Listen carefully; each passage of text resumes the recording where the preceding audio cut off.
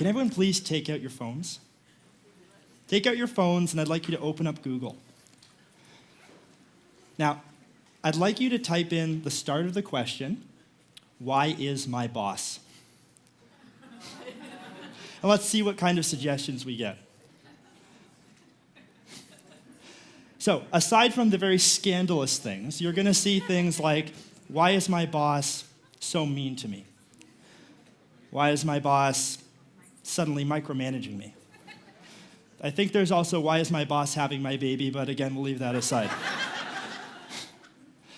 I mean, it's interesting, isn't it? These are the things that we Google, the things that we think about when we're not getting what we need from our leaders. So it begs the question, what is it we need from our leaders? Or in other words, what makes a leader great? Now, I've been in the business of training new and existing leaders for the last number of years, and when I ask leaders that question, I typically hear answers like, great leaders drive results, and great leaders get their teams to achieve their targets. But when I ask their team members the same question, I actually get very different answers. I hear great leaders are empathetic, and great leaders listen.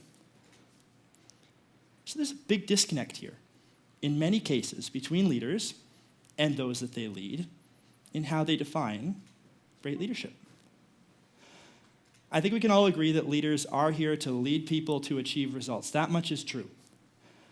But what we do is we link these things together so tightly, leadership and results, that we'll often achieve those results at any cost, without necessarily thinking about the impact that was made on the individuals and the teams that helped you, as the leader, achieve those targets. And I'm willing to bet no leader started their career with a success at any cost mindset. Leaders are just people. But it's easy for leaders to forget the warm and compassionate traits of leadership and start pushing the same high-stress agenda as other leaders that came before them. And why? Well, it's because we will always reward achieving results. But we rarely, if ever, reward treating people with kindness. Now, what even is kindness? I mean, there are many ways to define being kind, but my personal definition is, well, just being a good person, right? Wanting to help, being considerate. And this really leads me to the core of what I want to share with you today. Leadership is often framed around key competencies like driving strategy and navigating ambiguity and change. But kindness is a crucial leadership competency that is frequently overlooked. I'll show you what I mean. Close your eyes for a second. Close your eyes and think about a time that a leader was unkind to you. Now, a leader in this case could be a manager, could be a parent, could be a sport coach. But with your eyes closed, think about how that moment made you feel. You can open your eyes now. It's powerful. One unkind act might have changed the course of your day, your week, your year, your life. That is the ripple effect of unkindness. It's immediate and it spreads. And this unkindness is common in corporate culture. And why? Well, because when we think about success, we ask two questions. Did we get the job done? And did we get our teams to achieve their goals? But we should also be asking two other questions, which are, how did we get it done? And at what cost? And this is the problem I'm willing to bet almost everyone in the room has experienced. I mean, we promote people based on their ability to drive results. But that on its own has the potential to lead to toxic leadership. And with a show of hands, who here has had a toxic leader in their career? Hold them up. Look around the room. What does that tell you? Well, it should tell you that toxic leaders are everywhere, in every organization. And why? Because we aren't considering kindness as one of our leadership competencies. Think about this. Kindness creates a culture of trust, of collaboration, and support.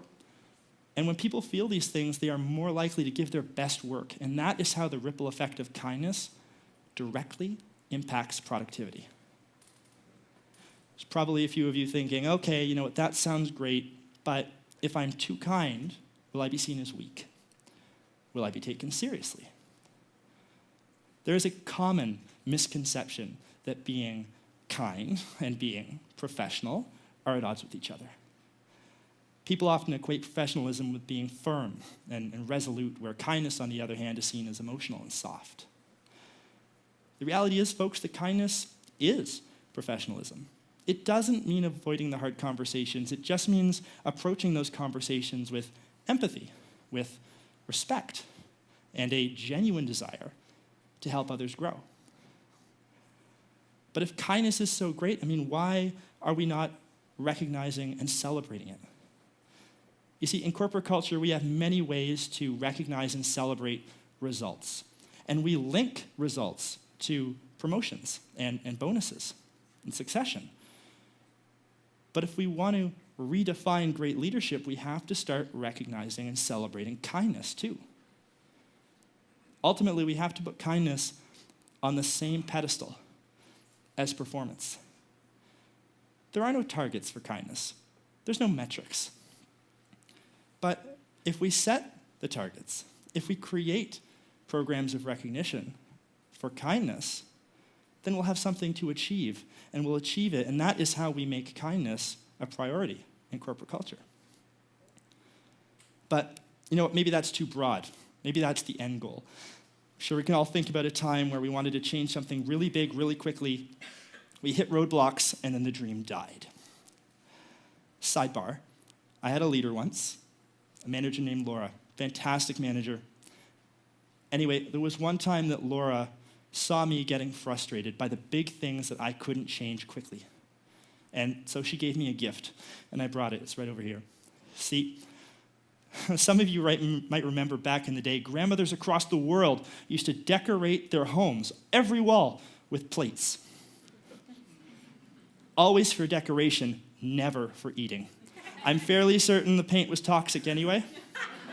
If you know, you know, right? Anyway, Laura gave me one of these plates with a solid piece of advice on it to follow when I'm frustrated by the things that I can't change. And while you can't see it, this is the plate, and I'll read it to you.